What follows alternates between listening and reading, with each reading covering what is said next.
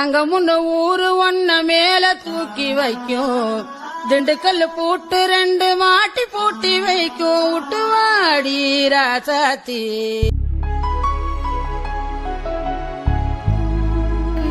தமிழ ஏய் ஜில்லு, ஜில்லு புடவையில நீ ரொம்ப அழகா இருக்கேடி. எனக்கே கட்ட தெரியல தமிழ். கண்ணிக்கினிய மதனி தான் கட்டி விட்டாக. ஆளே ரொம்ப வித்தியாசமா தெரியற ஜில்லு. நெத்தியில குங்குமம், கழுத்துல மஞ்ச கயிறு, உன்னை புதுசா பாக்குற மாதிரி இருக்கு ஜில்லு. கண்ணாடியில பாக்கும்போது எனக்கே என்ன புதுசா பாக்குற மாதிரி தான் இருந்தது தமிழ். அது மட்டுமா, உன்கிட்ட பேசுறதே எனக்கு வித்தியாசமா தான் தெரியுது. என்கிட்ட பேசும்போது வித்தியாசமா தெரியுதா? ஏன்? இதுக்கு முன்னாடி நீ வேற, இன்னையில இருந்து இதுக்கப்புறம் நீ வேறல. அதான் ஒரு மாதிரி வித்தியாசமா இருக்கு. என்ன சொல்ற? இதுக்கு முன்னாடி நான் வேற, இதுக்கப்புறம் நான் வேறனா? இதுக்கு முன்னாடி நீ என்னோட தமிழ், இதுக்கப்புறம் நீ எனக்கு புருஷன் ஆயிட்டேல, அதுதான் சொல்றேன். என்ன சிரிக்கிற? உனக்கும் அப்படித்தானே இருக்கும். இதுக்கு முன்னாடி நம்மெல்லாம் ஒன்னா ஜாலியா பேசிட்டு இருந்த உன்னோட குழலி. ஆனா இன்னையில இருந்து சொல்லு. இன்னையில இருந்து நான் உன்னோட பொண்டாட்டி. ஆமா. உனக்கு என்கிட்ட பேசும்போது வித்தியாசமா தெரியலையா? ரொம்ப ரொம்ப வித்தியாசமா தெரியுது ஜில்லு. ஆனா உன்கிட்ட பேசும்போது இல்ல, இதுக்கு முன்னாடி யாருக்குமே தெரியாம திருட்டுத்தனமாலாம் வந்து பேசுவோம்ல, அப்படிலாம் இல்லாம ரொம்ப ஃப்ரீயா அப்படியே நம்ம 2 பேரும் மட்டும்தான் இனிமே அப்படின்ற உலகத்துக்குள்ள வாழ்ந்துட்டு இருக்கும் போது ரொம்ப ரொம்ப வித்தியாசமாவும் சந்தோஷமாவும் இருக்கு. அட ஆமால, நானும் சரி நீயும் சரி 2 பேரும் பாத்துக்கிறதே அந்த சாயங்காலம் 5 மணிக்கு தான். தூங்கி எந்திரிச்சதுல இருந்து யோசிச்சுக்கிட்டே இருப்பேன், எப்படா அந்த 5 மணி வரும்னு. 4 மணி ஆயிடுச்சுன்னா போதும், அப்படியே கடற்கடன்னு கிளம்ப ஆரம்பிச்சிருவேன். 4:15 ஆகும், 4:30 ஆகும், 4:45 ஆகும்.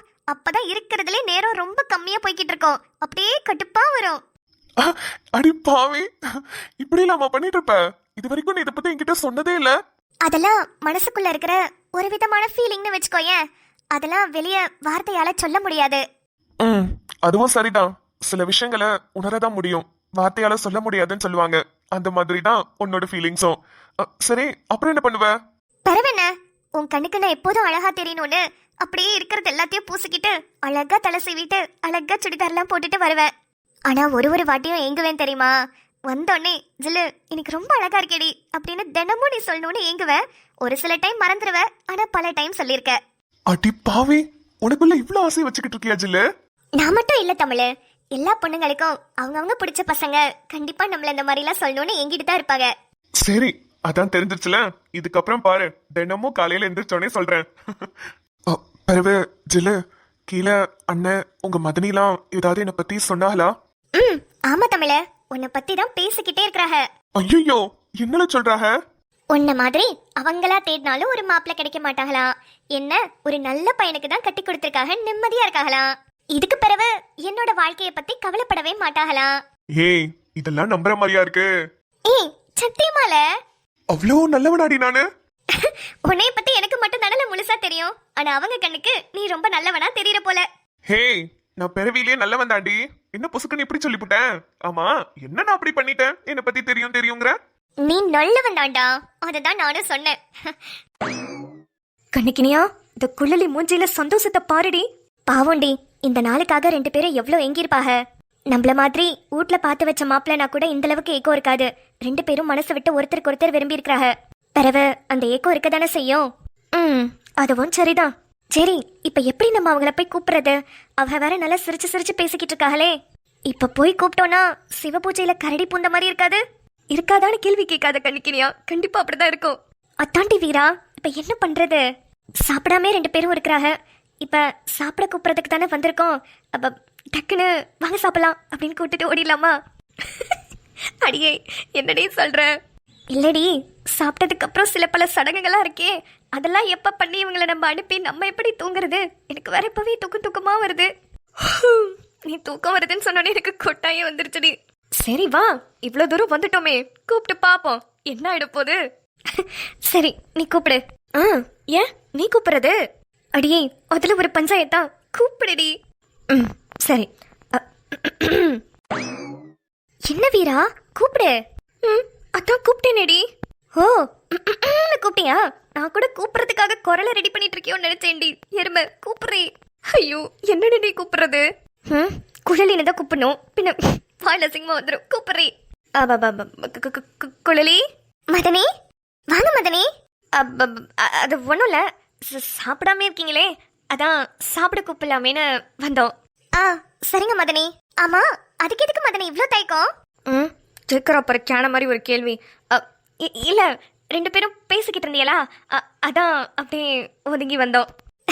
மதனி, இதுக்கு முன்னாடி யோசிச்சு பாருங்களேன், நாங்க 2 பேரும் பேசிட்டு இருக்கப்ப எப்படி வந்து நீங்க கலாய்ச்சிட்டு இருப்பீங்க. ஆனா இப்ப நாங்க 2 பேரும் பேசிக்கிறப்போ நீங்க பக்கத்துல வர்றதுக்கு கூட தயங்கிட்டு இருக்கீங்க. என்னடி இப்படி அசிங்கப்படுத்துறா? இவள கழுத்துல தாலி ஏறிச்சுல அந்த திமிரு. ஆமா ஜில்லு, என்ன பண்றது, எல்லாம் என் நேரம். சரி, இன்னைக்கு காலையில இருந்து சரியாவே சாப்பிட்டிருக்க மாட்டீங்களா, அதான் உங்களுக்காக ஸ்பெஷலா எல்லாமே செஞ்சிருக்கோம், வந்து சாப்பிடுங்க வாங்க. அப்படியா, என்ன ஸ்பெஷல் மதனி? சப்பாத்தி, குருமா, பூரி கிழங்கு, கொஞ்சம் கிச்சடி பண்ணிட்டு பாயசம் பண்ணிருக்கோம். அக்கா, விருந்தெல்லாம் சூப்பர்க்கா. ஆனா என்ன, கறி தான் இல்ல. நம்ம ஊர்ல கல்யாணத்தன்னைக்கு கறி செய்ய மாட்டாங்கப்பா. நாளைக்கு உங்களுக்கு கறி விருந்து சூப்பரா செஞ்சிடலாம். அதுவும் இல்லாம ராத்திரி நேரத்துல கறி சாப்பிட்டு செமிக்கலன்னா அதுக்குதான். ஐயோ அக்கா, நான் சும்மா தான் கேட்டேன். தமிழ, சாப்பாடு பத்தி நீ கவலையப்பட வேணாண்டா. எங்க மதனிங்க 2 பேரும் சூப்பரா சமைப்பாங்க. குழலி, மதனி, இதுக்கு முன்னாடி நீ எப்படி வேணா இருந்திருக்கலாமா, ஆனா இன்னைக்கு உன் கழுத்துல தமிழ் தாலி கட்டியிருக்காரு. அவருக்கு நீ பொண்டாட்டி, அவரு உனக்கு புருஷன் ஆயிட்டாரு. தெரியும் மதனி. இல்லம்மா, எதுக்கு சொல்றேன்னா, அவரை வாடா போடான்னு கூப்பிடுறியே, பேர் சொல்லி வர கூப்பிடுற, அது அவ்வளவா நல்லா இருக்காதுல்ல, அதுக்கு தான் சொன்னேன். ஓ, அதுக்கு சொல்றீங்களா? இல்ல மதனி, அது ஆரம்பத்துல இருந்து தமிழன்னு கூப்பிட்டு பழகிடுச்சா, அதான் சட்டுன்னு வரல. பரவாயில்லடி, அதனால ஒன்றும் இல்லை. ஆனா இதுக்கப்புறம் வர வச்சுக்கோ. தனியா இருக்கும் போது எப்படி வேணாலும் கூப்பிட்டுக்கோ, அதை பத்திலாம் ஒன்றும் இல்லை. ஆனா எல்லாரும் முன்னாடியே கூப்பிட்டீங்கன்னா அவரோட மரியாதை கொஞ்சம் குறையுதுல. என்ன தமிழ் தம்பி, நாங்க சொல்றது உண்மைதானே? நீங்களாவது சொன்னீங்களே, ரொம்ப தேங்க்ஸ்க்கா. அட பாவி, ஏண்டா? ஐயோ, டக்குன்னு வரலையே. இல்ல, முன்னாடியே சொல்ல வேண்டியதானே கேட்டேன். எனக்கும் புரியுது ஜில்லு, ஆரம்பத்துல இருந்து நீ அப்படியே கூப்பிட்டு பழகிட்டியா, அதனால எனக்கும் அது பெருசா தெரியல. ஆனா அவங்க 2 பேரும் சொன்னதுக்கு அப்புறம் யாராவது ஏதாவது சொல்லிருவாங்களோன்னு பயமாவும் இருக்கு. சரி, நான் என்ன மாத்திக்கிடுறேன். நீங்க பிறவை மாத்திக்கிடலாம். வந்து இப்ப சோத்த தின்னுங்க, எங்களுக்கும் பசிக்குது. சரிங்க மதனி, வரோம். நாங்க கீழே இருக்கோமா, சீக்கிரம் வாங்க. பூரிலாம் சுட்டு வச்சிட்டோமா, ஆறிடும், அதுக்கு தான் சொல்றேன். சரிங்க மதனி, இதோ வந்துடுறோம். வீரா, வா போலாம். டேய், என்கிட்ட முன்னாடியே சொல்ல மாட்டியா? எங்க மதனிங்க வந்தது சொன்னதுக்கு அப்புறம் அப்படியே கேப்ல கெடா விட்டுற. நீயும் என்ன வாழ போடன்னு கூப்பிடுற தாண்டி எனக்கு பிடிக்கும். இருந்தாலும் அவங்க சொல்றாங்களேன்றதுக்காக நானும் ஆமான்னு சொன்னேன். ஆனா இருந்தாலும் தமிழ, வெளியே இருக்கும்போது கண்டிப்பா அப்படி பேசினா ஊர்ல தப்பா பேசுவாங்க. மதனிங்க சொல்றது சரிதான். சரி, அப்ப இப்பல இருந்தே பிராக்டிஸ் பண்ணிக்கோ. இப்பல இருந்து கூப்பிட ஆரம்பி. என்னன்றா கூப்பிடுறது? கண்ணுக்கினியா மதனி முத்தண்ணாவ ஏனுங்கன்னு கூப்பிடுவாங்க. வீரா மதனி எங்க அண்ணனை மாமான்னு கூப்பிடுவாங்க. அப்ப நான் உன்னை என்னன்னு கூப்பிடுறது? ரெண்டும் கலந்து கூப்பிடு. கலந்தா? ஏனுங்க மாமா. ஜில்லு, சத்தியமா நல்லா இல்லடி. டீ நல்லா இருக்குடா. இங்க பாரு, ஏனுங்க மாமா, இங்க வாங்கல. நீ நல்லா இருக்குடா, இப்படி கூப்பிடுறேன். ஜில்லு, எப்போதும் இதே மாதிரி நம்ம 2 பேரும் சிரிச்சுட்டு சந்தோஷமா இருக்கணும், சரியா? சரிங்க மாமா. அடியே.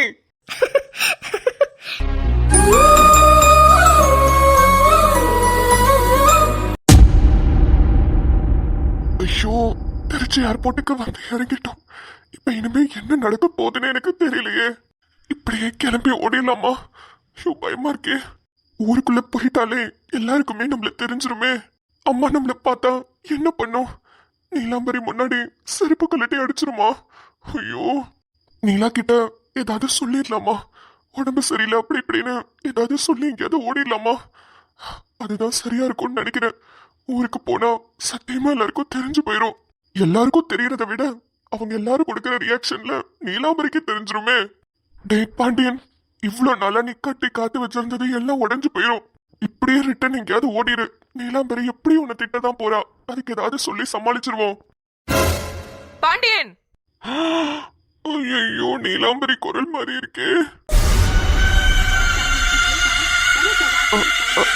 நீலா, என்ன பாண்டியன், புதுசா ஃபிளைட்ல டிராவல் பண்ற மாதிரி பேந்த முழிச்சுக்கிட்டு இருக்க? வாங்க. நீலா, நீ ஏர்போர்ட்டுக்கு வந்திருக்க? அதான் பாத்துக்கிட்டு இருக்கேன். இங்க பக்கத்துல தான் எனக்கு ஒரு முக்கியமான வேலை இருந்துச்சு. இப்பதான் முடிச்சிட்டு வரேன். சரி, போறப்ப ஏர்போர்ட் கிராஸ் பண்ணி தானே போறோம். அப்படியே உன்னை பிக்கப் பண்ணிக்கலாம் தான் வந்தேன். ஓ சரி நீலா. சரி வா கிளம்பலாம். எவ்வளவு நேரம் இங்கே நிப்ப? போலாம் போலாம். டேய் பாண்டியா, உன்னோட அழிவு காலம் நெருங்கிருச்சுன்னு நினைக்கிறேன்டா. சோதனைக்குன்னு இப்படி வந்து சிக்கிட்டோமே, இப்ப என்ன பண்றது கடவுளே.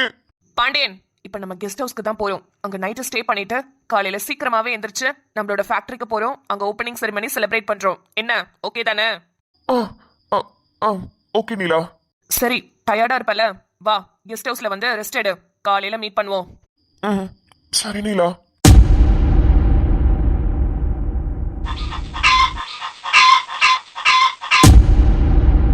அதான் பாத்தியா, விவரமே இல்லாம நீ கையெழுத்த போட்டதுதான் இவ்ளோ பெரிய பில்டிங்கா இன்னைக்கு வந்து நிக்குது. ஏதா புரியுதுதா, ஆனா இப்படி எல்லாம் நான் ஏமாந்து போவேன்னு நினைக்கவே இல்லையே. சரி, இது வரைக்கும் நடந்ததெல்லாம் நடந்து போச்சு. ஆனா இதுக்கப்புறமும் நம்ம விவரமா இருக்கணும். நான் எல்லாரையும் கூப்பிட்டிருக்கேன். எல்லாரும் வந்துகிட்டு இருக்காங்க. கண்ணிக்கினியா மதனி, வீரா மதனி, வேம்பண்ண, முத்தண்ண, ஆதி அண்ண, நிலாக்கா எல்லாரும் வராங்க.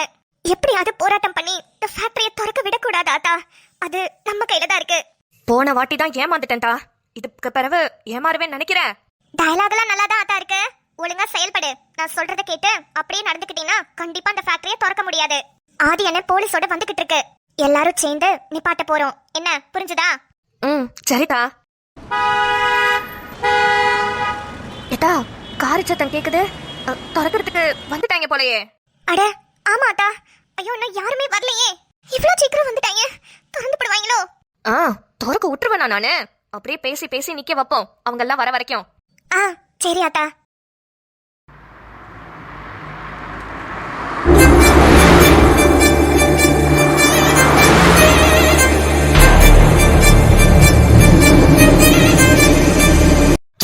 அடடடடடடா. வாங்க வாங்க வாங்க வாங்க. உங்களை தான் நான் எதிர்பார்த்துக்கிட்டு இருந்தேன்.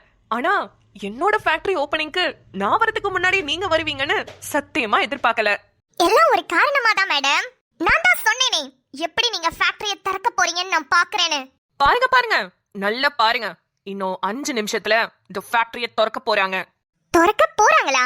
ஹோ, ஆள் வேற வச்சிருக்கீங்களா திறக்கிறதுக்கு? ஆமா, ஸ்பெஷல் சீஃப் கெஸ்ட். பார்க்கணுமா? பாண்டியன்.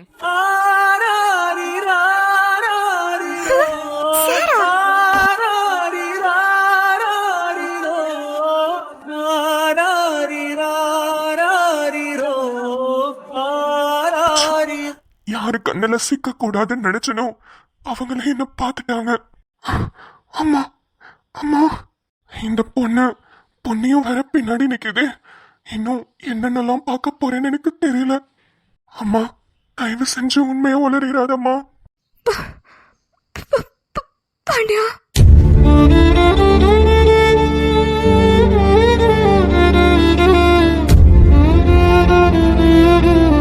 ஐயோ, என்னாச்சு நமக்கு? தூக்குங்க தூக்குங்க, ஆஸ்பத்திரிக்கு போலாம். பாண்டியன், ஃபேக்டரி ஓபனிங்க்கு நல்ல நேரம் ஜோசியர் குறிச்சு கொடுத்திருக்காரு. அந்த டைம்க்குள்ள நம்ம ஃபேக்டரி ஓபன் பண்ணி ஆகணும். நீலா, என்ன பேசிக்கிட்டு இருக்க நீ? அங்க அங்க அந்த அம்மா மயக்கம் போட்டு விழுந்திருக்காங்க. அவங்களை கொண்டு போய் ஹாஸ்பிட்டல்ல சேர்க்கலாம். என்னாச்சுன்னு தெரியல, வயசானவங்க.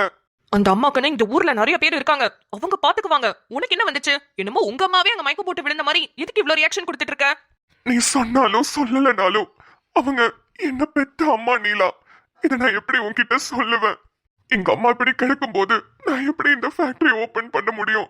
இல்ல, ஏற்கனவே எங்க அம்மாவை நான் நிறைய கஷ்டப்படுத்தி இருக்கேன். இந்த நிலைமையில எங்க அம்மாவை விட்டுட்டு என்னால ஃபேக்டரி ஓபன் பண்ண முடியாது. நீலா, நல்ல நேரம் எப்ப வேணாலும் வரும். ஆனா அந்த அம்மாவை பாக்குறதுக்கு ரொம்ப கஷ்டமா இருக்கு. நீ தள்ளு. பாண்டியன், பாண்டியன், தள்ளு நீலா. பொண்ணே, ஒரு கைப்பொடிமா. சரிங்க சார். பாண்டியன், பாண்டியன், நான் சொல்றது கேளு. பாண்டியன், யாரு கேட்டு வந்த வேலையெல்லாம் பண்ணிட்டு இருக்கோம்? இடியட். வரட்டும், நீலா நோலான்னு வருவான்ல, அப்ப இருக்கு அவனுக்கு. கோடிக்கணக்கான பட்ஜெட் போட்டு இவ்ளோ பெரிய ஃபேக்டரி கட்டி வச்சிருக்கேன்.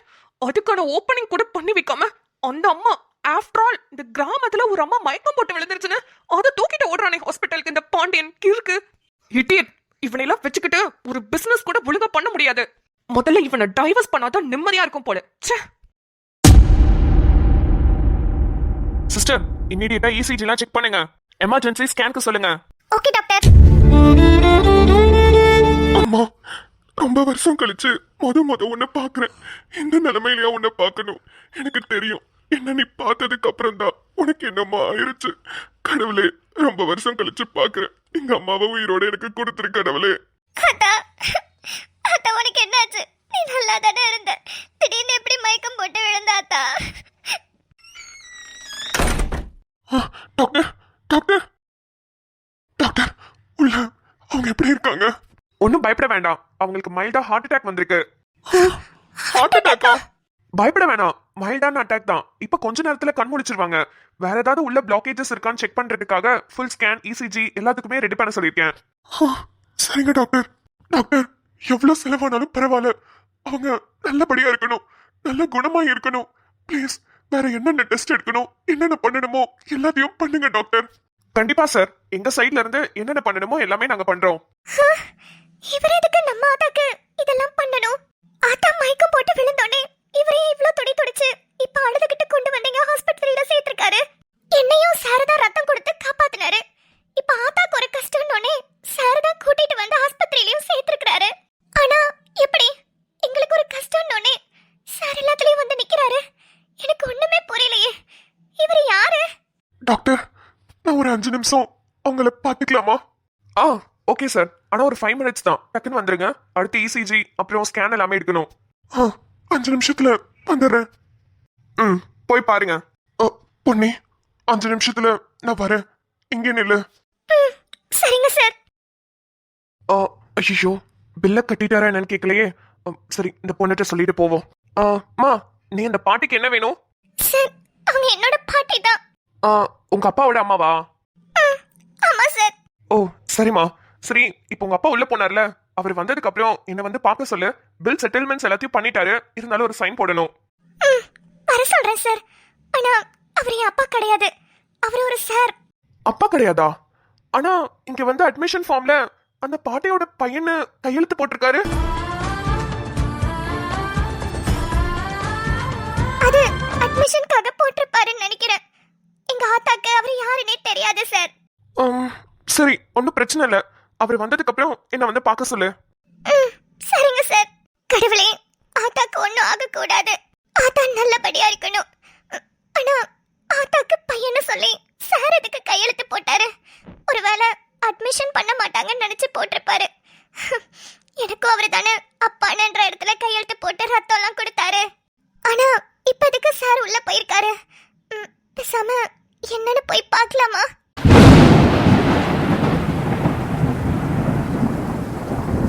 அம்மா, அம்மா, கண் முழிச்சு என்ன பாருமா. இத்தனை வருஷம் கழிச்சு நான் உன்னை இப்படி அம்மா பார்க்கணும். உன் பையன், நீ பெத்த பையன் தாம்மா வந்திருக்கேன். கண் முழிச்சு என்ன பாருமா. 15 வருஷத்துக்கு முன்னாடி உன்னை பார்த்தது, பிறகு இப்பதான் பாக்குறேன். 15 வருஷத்துக்கு முன்னாடி பார்த்தாரா? என்ன சொல்றாரு? அந்த நாளை இன்னும் என்னால மறக்க முடியல. பெத்த தாய் கதறிக்கிட்டு இருந்த, கட்டின பொண்டாட்டி அங்க செத்து கிடந்தா. கடைசியா பிறந்த குழந்தை அந்த பிள்ளைக்கு கழிப்பால கொடுத்துட்டு எல்லாரையும் அம்மான்னு விட்டுட்டு 15 வருஷத்துக்கு முன்னாடி போனேனே, அதே ரத்னவேல் பாண்டியன் தான் இப்ப இங்க உன் கண்ணு முன்னாடி வந்து நிக்கிறேம்மா. என்ன பெத்த அம்மா, என்ன பாருமா, கண்ணை முழிச்சு பாருமா. என்னை தூக்கி வளர்த்த நீ அனாதையாக்கி போகிறாய். தைரியங்கள் போனதே கூட யாரினே. கண்ணிரண்டும் தேடுதே, உன்னை காண ஏங்குதே. என்ன சாபம் வாங்கினேன், என்ன வாழ்க்கையோ. பக்கத்தில் யாரும் இல்லை, வீதியில் வாழ தெரியவில்லை. உன் சோகம் தீர்த்த என்னை நின்று தெருவில் வீசிவிட்டாய். வலி கொண்ட என் நெஞ்சம் எப்போதும் உன்னையே கேட்கிறதே. அடிகள் பட்டெழும்ப உடம்பில் சக்திகள் குறையுதே. நம்பிக்கை நானும் அப்ப இவர்தான் என்னோட அப்பாவா?